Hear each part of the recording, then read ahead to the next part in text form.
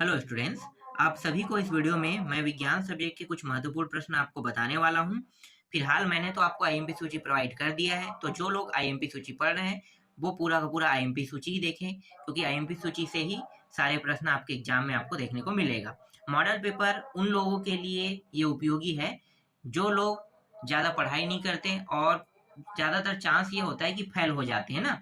तो फेल नहीं होंगे, क्योंकि यहाँ से 40 नंबर के प्रश्न एग्जाम में आपको देखने को मिलेगा, ठीक है, इस मॉडल पेपर से। तो मॉडल पेपर इसलिए जरूरी है और एक नज़र देखने के लिए भी ये जरूरी है कि फॉर्मेट जो है, पेपर का फॉर्मेट कैसे आता है। तो कम से कम एक नज़र देख लेना चाहिए, क्योंकि इसका जो फॉर्मेट है, जो सेम टू सेम पैटर्न है, प्रश्न कैसे आएंगे, कठिन है या सरल है, तो ये आपको इन मॉडल पेपर के माध्यम से पता चल जाएगा। तो चलो मैं आप लोगों को दिखा देता हूँ प्रश्नों को। देखो पहला प्रश्न क्या है, थोड़ा सा जूम कर लेते हैं हम। पहला प्रश्न है, पारिस्थितिक तंत्र में ऊर्जा का स्रोत मुख्य स्रोत होते हैं। तो भोज्य पदार्थ है, सौर ऊर्जा है, हरे पौधे या उपयुक्त सभी है। तो ऊर्जा का जो स्रोत है ना पारिस्थितिक तंत्र में, क्या रहता है भाई? सूर्य रहता है, ठीक है, सूर्य। तो सौर ऊर्जा लेना है यहाँ पे। दूसरा है, पोटेशियम परमैंगनेट को गर्म करने पर प्राप्त होने वाली गैस। पोटेशियम जब परमैंगनेट को गर्म करते हैं तो कौन सा गैस निकलता है? ऑक्सीजन। तो उत्तर क्या लेना है यहाँ पे? ऑक्सीजन लेना है। तीसरा प्रश्न है, निम्नलिखित में से उपधातु है। उपधातु, देखो धातु अलग है, अधातु अलग है, उपधातु अलग है। धातु हम किसे कहते हैं? धातु जिसको पीटने पे आवाज आती है उसे हम क्या कहते हैं? धातु। जैसे लोहा, सोना, चांदी, ये धातु है। अधातु क्या है? अधातु जो गैसी रूप में पाया जाता है, ठीक है, वो क्या है? अधातु। जैसे कि यहाँ पे क्या क्या नाम दिया हुआ है? देखो ऑक्सीजन दिया है, हीलियम दिया है और ये मैग्नीशियम है, ये गैस के रूप में होता है, ठीक है, ये अधातु है। लकड़ी भी अधातु, जरूरी नहीं कि वो गैस के रूप में हो, जैसे कि आप ठोस चीज में भी हो सकता है। लेकिन आर्सेनिक जो है ना, वो अधातु नहीं है, उपधातु है, जिसमें ना तो धातु के गुण हो पूर्ण रूप से और ना अधातु के गुण हो, उसे हम क्या कहते हैं? उपधातु कहते हैं। तो उपधातु क्या है? आर्सेनिक है, ठीक है। ये प्रश्न रहेगा तो आपको क्या लेना है? आर्सेनिक लेना है। इसके बाद नेक्स्ट प्रश्न देखो, समतल दर्पण को 2 थीटा कोण से घुमाने पर परावर्तित किरण कितने कोण से घूम जाती है? तो ये 2 दूनी 4, मतलब 4D आपको ले लेना है यहाँ पे, ठीक है। 4 सॉरी डी नहीं, 4 कोण है ना, 4 थीटा है ना, तो 4 थीटा आप लोग ले लेना। इसके बाद नेक्स्ट प्रश्न देखो, एक मिनट मैं आपको दिखाता हूँ। देखो अगला प्रश्न क्या है? अगला है, मेथेनॉल का रासायनिक सूत्र। तो मेथेनॉल का रासायनिक सूत्र क्या है? C2H5OH, ये है मेथेनॉल का रासायनिक सूत्र। ये प्रश्न बैंक से लिया गया प्रश्न है, ठीक है। आगे देखो, मेरुरज्जु खाली स्थान क्रिया के लिए उत्तरदायी होते हैं। तो यहाँ पे क्या लेना है? यहाँ पे देखो उत्तर दिया हुआ है प्रतिवर्ती, ठीक है, प्रतिवर्ती क्रिया के लिए उत्तरदायी होते हैं, याद रखना, ठीक है, यहाँ से प्रश्न आएंगे एग्जाम में। दूसरा है, खाली स्थान के कारण उष्मा का स्थानांतरण होता है। तो चालन के कारण ना उष्मा का स्थानांतरण होता है। लेंस की क्षमता का मात्रक खाली स्थान है, तो डाईऑप्टर को हम लेंस की क्षमता का मात्रक कहते हैं। आधुनिक आवर्त सारणी में कुल खाली स्थान आवर्त होते हैं। तो आधुनिक आवर्त सारणी में कुल 7 आवर्त होते हैं। ऊर्जा का पिरामिड हमेशा खाली स्थान होता है, ऊर्जा का पिंड हमेशा सीधा होता है। इसके बाद मैं आपको दिखा देता हूँ, उचित संबंध जोड़िए। 5 प्रश्न ये भी आएगा। प्रबल क्षार कह रहा है तो सोडियम हाइड्रोक्साइड लेना है। कार्बन के अपर रूप किसे कहते हैं? ग्रेफाइट को कहते हैं। उत्पादक हरे पौधे को कहा जाता है।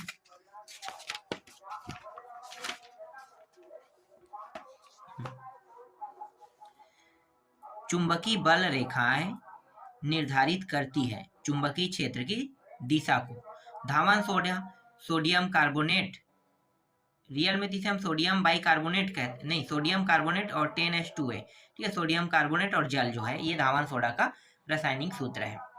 चलो आगे देखते हैं। अब 2-2 नंबर के प्रश्न आपको मैं बताने वाला हूँ। भोज्य पदार्थ में पाए जाने वाले किन्हीं 2 अम्लों के नाम लिखे। एक अम्ल है एस्टिक अम्ल और दूसरा है टार्टलिक अम्ल। एस्टिक अम्ल जिसे हम सिरका कहते हैं, सिरका का मतलब जो अचार बनाते हैं ना, हम अचार बनाते हैं, नींबू का अचार, आमे का अचार, तो उसमें क्या पाया जाता है? सिरका। वही सिरका जो है, ठीक है, ये वही सिरका है, ठीक। टार्टरिक अम्ल इमली में पाया जाता है, बोल रहे हैं, इमली जब खाते हैं तो बहुत खट्टापन लगता है, तो ये टार्टरिक अम्ल के कारण होता है, कह रहे हैं। तो याद रहेगा। चलो आगे देखते हैं। गैस में भरा गुब्बारा आग के पास लाने से फट जाता है, क्यों? ऐसा क्यों होता है? तो जब गैस से भरे गुब्बारे को आग के पास लाते हैं तो वह गर्म हो जाती है, जिससे उसके भीतर की वायु फैलती है और वह फट जाती है। जैव उत्प्रेरक, जिसे उत्प्रेरक को हम क्या कहते हैं? एंजाइम कहते हैं। किसे कहते हैं? उत्प्रेरक ऐसे पदार्थ होते हैं जो रासायनिक अभिक्रिया में स्वयं भाग नहीं लेते, किंतु अभिक्रिया की दर को परावर्तित कर देते हैं। जैव प्रक्रियाओं को प्रभावित करने वाले उत्प्रेरकों को जैव उत्प्रेरक, एंजाइम या प्रकीर्णक कहते हैं। अगला प्रश्न है, प्लेसेंटा किसे कहते हैं? इसके 2 कार्य लिखे। तो प्लेसेंटा वह अंग है जिसके द्वारा गर्भाशय में स्थित भ्रूण के शरीर में माता के रक्त का पोषण पहुंचता रहता है और जिससे भ्रूण की वृद्धि होती है, उसे हम क्या कहते हैं? प्लेसेंटा कहते हैं। प्लेसेंटा के कार्य देख लेते हैं। पहला है, प्लेसेंटा के द्वारा भोजन, पानी, गैस इत्यादि मां से बच्चे तक पहुंचते हैं। दूसरा है, मां का रक्त प्लेसेंटा से होते हुए बच्चे के परिसंचरण तंत्र से होकर गुजरता है। अगला प्रश्न है, जैविक घटक किसे कहते हैं? वे घटक जिनमें पेड़ पौधे एवं जंतुओं को रखा जाता है जैविक घटक कहलाता है।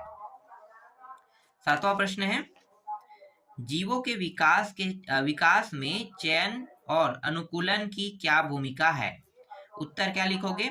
जीवों के विकास में प्राकृतिक चयन एवं अनुकूलन की महत्वपूर्ण भूमिका होती है, क्योंकि विकास के लिए प्राकृतिक चयन उसी जीवों का होता है जो अपने में सभी जीने वाले अनुकूलित लक्षणों को रखता है। उसी जीव को विकास के लिए प्राणी तथा वनस्पति जगत में चयन किया जाता है। 8वां, विशिष्ट ऊष्माधारिता क्या है? इसका ऐसा ही मात्रक लिखिए। तो इसका उत्तर आपको लिखना है,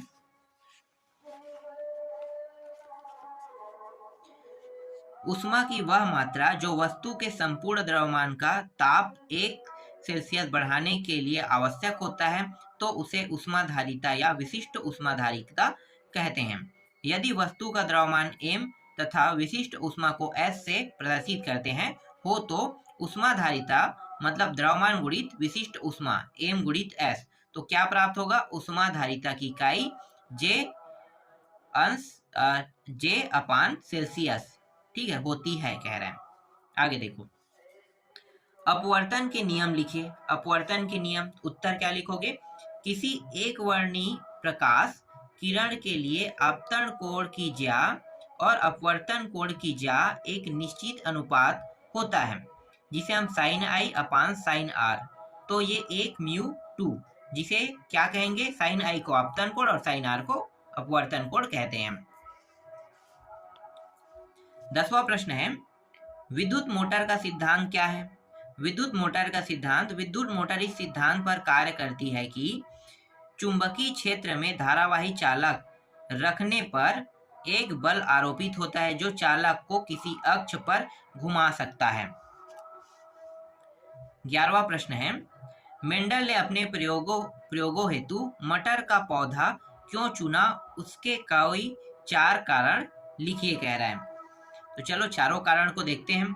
मटर का पौधा 1 वर्षीय है, उसका जीवन चक्र छोटा होने के कारण अनेक पीढ़ियों का अध्ययन सरलता से किया जाता है। इनमें पर परागण करवाया जा सकता है, जिससे संकरण होता है। सामान्यतः मटर में स्वपरागण एवं निषेचन होता है, जिससे पीढ़ी दर पीढ़ी इसके लक्षण शुद्ध बने रहते हैं। मटर में काफी स्पष्ट विपरीत लक्षण होते हैं। मटर का पौधा द्विलिंगी होता है। यदि इनमें से पुमंग को हटा दिया जाए तो वह एक लिंगी के समान व्यवहार करता है। अगला देखो, 11वां प्रश्न के बाद अथवा प्रश्न आपको देखना ही पड़ेगा, मतलब 11वां प्रश्न में आपको अथवा देखने को मिलेगा, क्योंकि 11 से लेकर 18 तक जो प्रश्न आपको देखने को मिलेगा वो 4 नंबर, 5 नंबर और 6 नंबर के हैं। तो 1 नंबर, 2 नंबर, 3 नंबर में कोई आपको अथवा देखने को नहीं मिलेगा, लेकिन जो 4 नंबर है, 5 नंबर, 6 नंबर है, इसमें आपको अथवा देखने को मिलेगा। और यही बेनिफिट है कि अथवा प्रश्न जब आपको देखने को मिलेगा तो जो प्रश्न आपको अच्छे से याद रहेगा उसी प्रश्न का आपको क्या करना है? उत्तर देना है। तो देखो इसका उत्तर क्या लिखेंगे? यहाँ पे मानव की बढ़ती आबादी का अन्य जीवों की संख्या पर, एक सेकंड, प्रश्न पहले पढ़ लेते हैं। मानव की बढ़ती आबादी का अन्य जीवों की संख्या पर क्या प्रभाव पड़ रहा है? तो प्रभावों को देखेंगे। तो चलो, 4 नंबर के प्रश्न है तो 4 पॉइंट में काफी है। अन्य जीवों की संख्या घट रही है। अगर मानव की संख्या बढ़ेगा तो अन्य जीवों की संख्या घटेगा। ये हो भी रहा है। क्यों? क्योंकि जानवर को अभी की स्थिति में क्या है, मार के खा जा रहे हैं ना। अन्य जीवों का आवास व अनुकूलन के प्रवास के कारण पलायन होने से संख्या कम हो रही है। अब ये अनुकूलन मतलब ऐसे जगह पे रहना जो जगह सुटेबल नहीं है, तो उसको छोड़ के दूसरे जगह पे जाना। हो सकता है उसके पास काम ना हो, इसलिए वो छोड़ के दूसरे जगह जा रहा है, सिटियों में बस रहा है। इसलिए क्या है, इसलिए जीवों की संख्या भी क्या हो रही, यहाँ पे कम हो रही कह रहा है। ठीक है, जीवों पर क्या प्रभाव पड़ रहा है ये बताना है। आगे देखो, मानव की बढ़ती आबादी के कारण मानव अन्य जीवों का संहार कर उनकी संख्या घटा रहा है। बिल्कुल भाई, खा पी रहा है ना उसको। चलो आगे देखो, जीवों की संख्या अपने बदलाव या परिवर्तन की संख्या घटा रही है। ये भी है।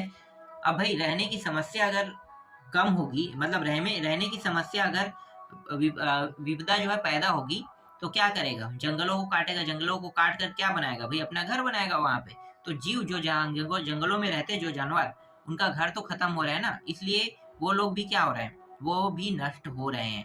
ठीक है, वो ऐसे जगह में चले जाते हैं जिस जगह में उसे जाना नहीं है, तो उसे मार दिया जाता है। जबकि तोड़ और उत्पाद कौन मचा रहा है? तोड़ और उत्पाद जो है वो मनुष्य ही मचा रहे हैं। आगे देखो, 12वां प्रश्न क्या है, बेकिंग पाउडर किसे कहते हैं? यह किस प्रकार केक को मुलायम और स्पंजी बनाता है? तो बेकिंग पाउडर का उपयोग करके केक बनाते हैं ना, तो चलो इसके बारे में पढ़ लेते हैं कि ये क्या होता है। ठीक है, बेकिंग पाउडर खाने का सोडा एवं टार्टरिक अम्ल का मिश्रण है। जब बेकिंग पाउडर को जल में मिलाया जाता है, तब अभिक्रिया करके सोडियम बारकार्बोनेट प्लस H मतलब हाइड्रोजन प्लस आवेश और कार्बन डाइऑक्साइड मुक्त होता है, कह रहा है यहाँ पे। तो यहाँ पे जो जल है और अम्ल का सोडियम लवण, इस अभिक्रिया में उत्पन्न कार्बन डाइऑक्साइड गैस के कारण ब्रेड, खमण और केक फूल जाते हैं, जिससे वे मुलायम और स्पंजी हो जाते हैं। इसके बाद इसमें अथवा प्रश्न है, अथवा भी देख लेते हैं। धावन सोडा क्या है? इसका सूत्र लिखिए, इसके 2 महत्वपूर्ण उपयोग लिखिए। कपड़े धोने के सोडा धावन सोडा कहलाता है। इसका अणु सूत्र सोडियम कार्बोनेट और जल है। इसके 2 महत्वपूर्ण उपयोग है, कांच, साबुन, पेपर, बोरेक्स, कास्टिक सोडा इत्यादि का उत्पादन में। दूसरा, जल की स्थायी कठोरता को दूर करने में भी इसका उपयोग करते हैं। 13वां प्रश्न है, हमारे शरीर में अनैच्छिक क्रिया का संचालन कैसे होता है? उदाहरण सहित समझाइए। अनैच्छिक क्रियाएं इस प्रकार की क्रियाएं जिसमें प्राणी को उद्दीपन की सूचना प्राप्त होने से पहले ही ये स्वतः हो जाते हैं, प्रतिवर्ती क्रियाएं कहलाती है। ये अनैच्छिक होती है। हमारे शरीर में अनैच्छिक क्रियाओं का संचालन व नियंत्रण मेरुरज्जु द्वारा होता है। उदाहरण, पलकों का झपकाना, छींकना या खांसना प्रतिवर्ती क्रिया या अनैच्छिक होती है। अनैच्छिक का मतलब समझते हो कि हम अपनी इच्छा से नहीं खांसते हैं, नहीं हम अपनी इच्छा से पलक झपकाते हैं, ये अपने आप हो जाता है। ठीक है, इसे अनैच्छिक क्रिया कहते हैं। ये अच्छा परिभाषा है ना जो मैं भी आपको दे रहा हूँ। अनैच्छिक क्रिया का मतलब ये होता है कि जो हम अपनी बिना मर्जी के करते हैं, हम चाहते भी नहीं कि हम छींके, लेकिन छींक आ जाता है। हम चाहते भी नहीं कि हम अपनी पलक को झपकाएं, फिर भी वो झपक जाता है ना। तो यही क्रिया क्या कहलाती है? अनैच्छिक क्रिया कहलाती है। ठीक है, या हम इसे क्या कहते हैं? प्रतिवर्ती क्रिया भी कहते हैं। अब यहाँ पे देखो, उद्दीपन के बारे में, ग्राही अंग, संवेदनी तंत्रिका, मेरुरज्जु, प्रेरक तंत्रिका, फिर मांसपेशियों द्वारा क्रिया होता है। मतलब कैसे कैसे ये क्रिया होता है इसके बारे में बताया है। इसमें अथवा प्रश्न भी है, अथवा को देख लेते हैं। तो देखो, इसमें अथवा प्रश्न क्या है, पौधे प्रकाश के प्रति संवेदी होते हैं, क्या आप इस कथन से सहमत हैं? तो देखो उसका उत्तर क्या होगा। हाँ, पौधे प्रकाश के प्रति संवेदी होते हैं, क्योंकि यदि पौधे के तने के शीर्ष भाग पर किसी दिशा से निरंतर प्रकाश मिलता रहे, तो उसके विपरीत दिशा की प्रविभाजी कोशिकाओं को मिलाने वाली सूचनाओं के कारण कोशिकाओं का अधिक तेजी से विभाजन होता है, जिससे पौधे का तना आपतित प्रकाश की दिशा की ओर झुक जाता है। इससे यह अनुमान लगाया जाता है कि पौधे में विशेष रासायनिक पदार्थों के रूप में सूचनाओं का आदान प्रदान होता है, जिससे उनकी विभिन्न जैविक क्रियाएं संचालित होती है। अतः इससे यह सिद्ध होता है कि पौधे प्रकाश के प्रति संवेदी होते हैं। इसके बाद 14वां प्रश्न देखो। एक तत्व A का इलेक्ट्रॉनिक विन्यास 281 है तथा वह तत्व B के साथ अभिक्रिया कर AB प्रकार का आयनिक यौगिक बनाता है। तत्व A की संयोजकता क्या होगी? तो उत्तर क्या लिखोगे? तत्व A की संयोजकता, जैसे कि सोडियम, परमाणु क्रमांक सोडियम का 11 होता है और इलेक्ट्रॉनिक विन्यास 281 होता है, अतः तत्व A की संयोजकता 1 होगी। 1 का मतलब आपको समझ में आ रहा है? बाहरी कोश में कितने इलेक्ट्रॉन पाए जाते हैं, यही इसकी संयोजकता होती है। तो बाहरी कोश में 1 इलेक्ट्रॉन पाया गया है, इसलिए इसकी संयोजकता क्या होगी? 1 होगी। ठीक है, सहसंयोजक बंध कहता तो कितना होता? जो परमाणु क्रमांक है वही इसका सहसंयोजक बंध होता है। चलो आगे देखते हैं। इसके बाद देखो अथवा प्रश्न। अथवा में क्या दिया हुआ है? एक तत्व का परमाणु क्रमांक 12 है। तो पहला है इस तत्व को पहचान कर नाम लिखिए। दूसरा है आधुनिक आवर्त सारणी में इस तत्व की समूह संख्या लिखिए। आधुनिक आवर्त सारणी में इस तत्व का आवर्त लिखिए। इस तत्व का इलेक्ट्रॉनिक विन्यास लिखिए कह रहा है। तो चलो इसको देख लेते हैं। पहला है यह तत्व मैग्नीशियम है। यह तत्व मैग्नीशियम है। आधुनिक आवर्त सारणी में इस तत्व की समूह संख्या 2 है। आधुनिक आवर्त सारणी में इस तत्व का आवर्त तीसरा है। इस तत्व का इलेक्ट्रॉनिक विन्यास 282 है। ठीक है, ये स्वाभाविक है, 282 होगा। ठीक, आगे देखते हैं। 15वां प्रश्न देखो। 15वां प्रश्न है विद्युत जनित्र क्या है? विद्युत जनित्र का सिद्धांत लिखिए। उत्तर है वह युक्ति जो यांत्रिक ऊर्जा को विद्युत ऊर्जा में परिवर्तित करती है, जिसे हम क्या कहते हैं? AC dynamo. एसी धारा डीसी होता है, तो एसी डायनोमो या विद्युत जनित्र कहलाता है। यह विद्युत चुंबकीय प्रेरण के सिद्धांत पर कार्य करता है। जब किसी कुंडली को तीव्र चुंबकीय क्षेत्र में घुमाया जाता है तो कुंडली से संबंधित चुंबकीय बल रेखाओं की संख्या में परिवर्तन होता है, जिसके परिणाम स्वरूप कुंडली में प्रेरित धारा प्रवाहित होने लगती है। नेक्स्ट प्रश्न है फ्लेमिंग के बाएं हाथ का नियम लिखिए। अथवा प्रश्न है। ठीक है, तो अथवा प्रश्न में फ्लेमिंग के बाएं हाथ का नियम लिखिए। इस नियम के अनुसार बाएं हाथ का अंगूठा, तर्जनी व मध्यमा को इस प्रकार फैलाएं कि तीनों परस्पर लंबवत हो, तो तर्जनी चुंबकीय क्षेत्र की दिशा, मध्यमा विद्युत धारा की दिशा तथा अंगूठा चालक पर लगने वाले बल की दिशा को बताता है। अब मैं आपको चित्र दिखाने वाला हूं। ये रहा इसका चित्र, फ्लेमिंग के बाएं हाथ का नियम। तो देख सकते हो ये ऊपर जो जा रहा है ये बल की दिशा है, ये जो नीचे है ना ये धारा की दिशा है। एक प्रकार से अगर इसे देखा जाए, सही से देखा जाए तो एक प्रकार से ये कोण जैसा दिखाई दे रहा है। कैसा दिखाई दे रहा है? कोण जैसा दिखाई दे रहा है ना। ये 90 अंश का कोण है मान लो, और इसको बीचों बीच क्या गया है? एक रेखा गया है। तो जो ऊपर की ओर गया है ये बल की दिशा, इधर गया है वो धारा की दिशा, और इधर गया है ये चुंबकीय क्षेत्र की दिशा है। ठीक है, जब इसमें धारा प्रवाहित की जाती है तो बल भी लगता है, और चुंबकीय क्षेत्र के कारण क्या है? कोई चीज चलने लगता है। जैसे पंखे का चलना चुंबकीय क्षेत्र के नियम पर आधारित है। इसके बाद 16वां प्रश्न देखो। 16वां प्रश्न में है परावर्तन के नियम लिखिए तथा निम्नांकित चित्र बनाइए। ये 5 नंबर के प्रश्न है। ठीक है, 5 नंबर का 15वां है, 16वां भी 5 नंबर का प्रश्न है। तो देखते हैं इसका उत्तर क्या होगा।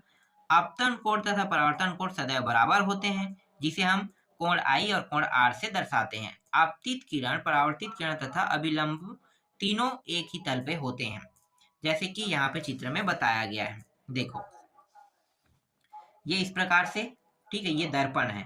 अब दर्पण है तो यहाँ से क्या होगा? आपतित किरण। ठीक है, यहाँ से आपतित किरण मतलब यहाँ से प्रकाश को भेजा जाएगा, और यहाँ से जब प्रकाश को भेजोगे तो भाई प्रकाश 90 अंश में थोड़ी आएगा। मतलब प्रकाश जो है 90th बोल रहा हूँ, प्रकाश जो है इधर ऐसे और ये ऐसे थोड़ी आएगा, ऐसा नहीं होगा, ठीक है, ये तिरछा ही जाएगा, ऐसे टकरा के इधर आएगा। तो ये आई और ये आर, आर को हम क्या कहते हैं, परावर्तित किरण, और ये बीचों बीच जो रेखा इसे हम क्या करेंगे, अभिलंब कहेंगे। ठीक, आगे देखो, क्रांतिक कोण से आप क्या समझते हैं, चित्र बनाइए।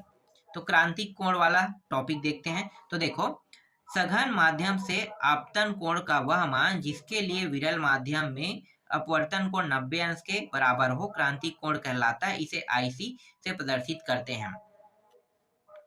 तो ये एम एन पी आर विरल सघन, एम एन पी आर, ठीक, इस तरह से दिया हुआ है। और ये चित्र बनाने के लिए कहें तो देखो, यहाँ पे आई मतलब यहाँ से प्रकाश किरण जाएगा, और ये जो है ये थोड़ा सा झुक गया है, ठीक है, इधर ये क्या हो गया, ये जा रहा है, देखो, तो ये जाता तो ये कुछ इस प्रकार से ऐसे जाना था, लेकिन जब ये सघन माध्यम से विरल माध्यम में गया तो ये थोड़ा सा झुक गया। इसके बाद ये वाला जो दूसरा चित्र है, ये सघन माध्यम से गया, लेकिन विरल माध्यम में देखो, इसके बारे में क्या बताया, ये डायरेक्ट बहुत ज्यादा झुक गया है, ये ऐसे जाके बहुत ज्यादा झुक गया है, ठीक है, इसलिए आर का मान कितना रखा है, 90 अंश यहाँ पे रखा गया, इसे क्रांतिक कोण। ठीक, आगे देखो, नेक्स्ट प्रश्न है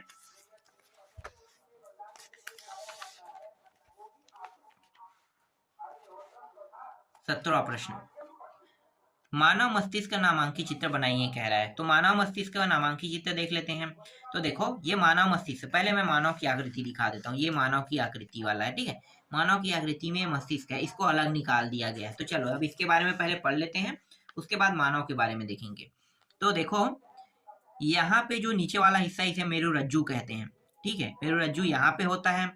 मेड्यूला ऑब्लॉन्ग क्या है, ऑब्लॉन्गेंटा, ठीक है, ऑब्लॉन्गेंटा जो है यहाँ पे होता है, देखो थोड़ी जैसा दिखाई दे रहा है, ये ऑब्लॉन्गेंटा है, ये मेरुरज्जु है। और पीयूष ग्रंथि जो है यहाँ पे है, ये जो एरिया दिखाई दे रहा है, ये पीयूष ग्रंथि है। तो पीयूष ग्रंथि, ये जो एरिया है यहाँ पे पाया जाता है पीयूष ग्रंथि। और ये जो पीछे में ये सलाइवा जैसे ये दिखाई दे रहा है, ये हिस्सा, ये क्या है, अनुमस्तिष्क है, ठीक है, अनुमस्तिष्क। इसमें हम किसी भी चीज को कम समय के लिए स्टोर करते हैं, उसे हम अनुमस्तिष्क कहते हैं। और ये मध्य मस्तिष्क है, ये हमारा बीच वाला जो हिस्सा है, इसे मध्य मस्तिष्क कहते हैं। और एक है यहाँ पे प्रम, क्या है, प्रमस्तिष्क गोलार्ध है, ये जो ऊपर में दिखाई दे रहा है, सबसे ऊपर में, ये इस तरह से, यहाँ भी ऐसी है, यहाँ भी ऐसा ही, तो ये भी ऐसा है, तो इसे हम प्रमस्तिष्क गोलार्ध कहते हैं। चलो अब मैं आपको बड़ा चित्र दिखाता हूँ, ठीक है, देखो ये रहा, ये चित्र है, और मस्तिष्क का हमें सिर्फ नामांकित चित्र बताना था, तो आप लोग ऊपर वाले को भी बताओगे तो भी आपको पूरा में पूरा नंबर मिलेगा। और ये जो है मानव के साथ बता दिया है ना, कि मानव के साथ, ये तो मैंने बताया पीयूष ग्रंथि कहाँ होता है, ठीक है। यहाँ पे देखो हाइपोथैलेमस, हाइपोथैलेमस जो है, ये जो एरिया दिखाई दे ना, ये बाहरी आवरण, ये हाइपोथैलेमस है। ये जो है साइनस है, ये जो एरिया, ये जो आपको दिखाई दे यहाँ पे, ये साइनस है। और ये जो अर्ध गोल की अग्र ललाट पालिया है, ये जो यहाँ पे जो टिक टिक दिखा है, ये जो बिंदु बिंदु दिखा, ये है, ठीक। और प्रमस्तिष्क, मस्तिष्क तो मैंने बता दिया है ना, ठीक है। खोपड़ी, खोपड़ी जो ऊपर वाला हिस्सा है, जैसे कंकाल कहते हैं, वही क्या है, खोपड़ी है हमारा, ठीक। कंकाल वाला जो भाग है ना, वो उसे हम क्या कहेंगे, खोपड़ी कहेंगे। आगे देखो, इसके बाद है यहाँ कापर्स कैलोसम, कापर्स कैलोसम किसे कहेंगे, यहाँ पे पाया जाता है, बीच में भरा रहता है, ये कापर्स कैलोसम है। और ये अनुमस्तिष्क हो गया, खोपड़ी फिर से आ रहा है, खोपड़ी मैंने बता दिया है, ठीक है। मेडुला ऑब्लांगेंटा भी बता दिया, मेरुरज्जु भी है। और ये बचा क्या है, कशेरुक बचा है, कशेरुक मतलब ये वाला जो हड्डी वाला जो हिस्सा है ना, ये हड्डी का फॉर्म ही है, ठीक है, तो ये इसे कशेरुक कहा जाता है, ठीक, समझ में आ गया। ऐसे इसे याद करना है आपको। चलो आगे दिखाता हूँ, इसके बाद मैं आपको दिखाने वाला हूँ अथवा प्रश्न। देखो, रक्त का यहाँ पे बहाव का दोहरा परिपथ का नामांकित चित्र बनाइए। तो रक्त के बहाव का, ठीक है, यहाँ पे दाया आलिंद है और बाया आलिंद दिया हुआ है, दाया बाया, ठीक है। तो ये पूरा शरीर और फेफड़ा, और कुछ इसमें नहीं दिया है, बताने लायक तो है ही नहीं। चलो आगे देखते हैं, ये अंतिम प्रश्न है। तो हाइड्रोजन बनाने की प्रयोगशाला विधि का नामांकित चित्र बिंदुओं में वर्णन कीजिए। रासायनिक समीकरण, चित्र है, विधि है, उपयोग है। तो पहले रासायनिक समीकरण देख लो, जिंक है, ये हाइड्रोजन सल्फेट है, तो ये दोनों क्रिया करके क्या बनेगा, जिंक सल्फेट और हाइड्रोजन, तो जिसे हम क्या कहते हैं, यहाँ पे देख सकते हो, और ये हाइड्रोजन जो है वो क्या होगा, बाहर हो जाएगा। और इसका जो नामांकित चित्र है उसको मैं आपको दिखा देता हूँ। ये रहा चित्र,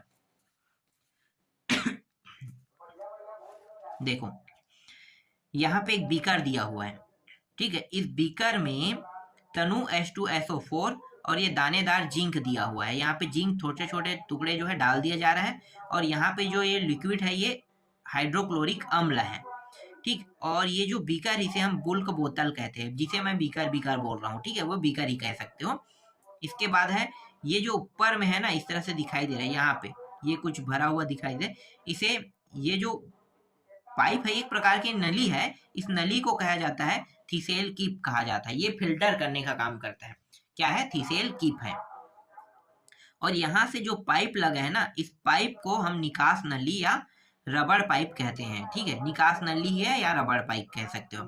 और यहाँ पे ये जो परख नली है ये इसमें डूबा हुआ है। ये कांच का जो है ना एक प्लेट है, कांच का प्लेट नहीं कह सकते, इसे एक प्रकार से प्लेट ही चलो बोल लेते हैं, ठीक है। कांच का प्लेट है और परख नली से इसका, परख नली से हम इसे चेक करते हैं। तो ये परख नली और ये है, ठीक है, परख नली है। तो बाहर क्या हो रहा है, हाइड्रोजन जो है बाहर हो रहा है, ठीक। और यहाँ पे जो स्टोर हुआ है ये जो लिक्विड स्टोर हुआ है ये क्या है, ये जिंक सल्फेट है। ये क्या है, जिंक सल्फेट है, यहाँ पे लिखा नहीं जिंक सल्फेट। और हाइड्रोजन क्या होगा, मुक्त हो जाएगा। अब इसके कार्यविधि देखो, कार्यविधि और उपयोग। एक बुल्क बोतल में जस्ता लेकर थीसिल फनल द्वारा उसमें तनु H2SO4 मिलाते हैं। साधारण ताप पर ही हाइड्रोजन गैस निकलने लगती है, जिसे जल के अधोमुखी विस्थापन की विधि द्वारा एकत्र कर लेते हैं। उपयोग, धातु कर्म में गर्म धातु ऑक्साइड पर हाइड्रोजन प्रवाहित कर धातु प्राप्त की जाती है। दूसरे, टंगस्टन तथा मॉलिब्डेनम धातु प्राप्त करने में हाइड्रोजन का उपयोग होता है। अमोनिया, हाइड्रोजन क्लोराइड इत्यादि के औद्योगिक उत्पादन में कार्बनिक रासायनिक के उत्पादन में भी हाइड्रोजन आवश्यक है। और अंतिम है इसमें, वनस्पति तेल के हाइड्रोजनीकरण से वनस्पति वसा का निर्माण में आदि में, ठीक। अब इसमें अथवा प्रश्न दिया हुआ है, अथवा भी देख लेते हैं। नाइट्रोजन बनाने की ये प्रयोगशाला द्वारा विधि बोल रहा है ना, इसमें क्या क्या बताना है, विधि बताना है, नामांकित चित्र, उपयोग बताना है। तो पहले विधि देख लेते हैं, ठीक है। ये विधि मैं पढ़ के नहीं बता रहा हूँ, चलो ये आप लोग पढ़ लेना, मैं आपको दिखा देता हूँ, मैं डायरेक्ट यहाँ पे बताऊंगा, ठीक है। यहाँ तक देख सकते हो, ठीक है, ये पूरा। अब मैं आपको समीकरण से समझाता हूँ, ठीक है। ये है अमोनिया क्लोराइड और ये है सोडियम नाइट्रेट। सोडियम नाइट्रेट कहते हैं, तीन होता है तो नाइट्रेट होता है ना, तो ये अमोनियम क्लोराइड हो गया। और ये सोडियम नाइट्रेट तो नहीं होगा, ठीक है। सोडियम, इसे क्या बोलते हैं, सोडियम नाइट्रोजन भी नहीं बोलते हैं, इसे कुछ बोलते हैं, मैं भूल रहा हूँ इसका नाम, चलो आगे बताते हैं। तो ये जो है ना, ये और ये क्रिया कर लेगा सोडियम, ठीक है, और ये नाइट्रोजन वाला अणु के साथ क्रिया कर लेगा, और बचे क्या, सोडियम और क्लोराइड। तो ये सोडियम क्लोराइड एक हो जाएगा। फिर ये फिर से जब क्रिया करेगा तो जल जो है मुक्त होगा, और जल जो है बाहर निकलेगा, और नाइट्रोजन जो है वो मुक्त हो जाएगा। नाइट्रोजन कहाँ चला जाएगा, ये जो ऊपर की ओर निशान लगा है ना एरो का, इसका मतलब ये है कि ये वायु आसमान में चला जाएगा, कह रहे हैं मुक्त हो जाएगा, मतलब आसमान में चला गया।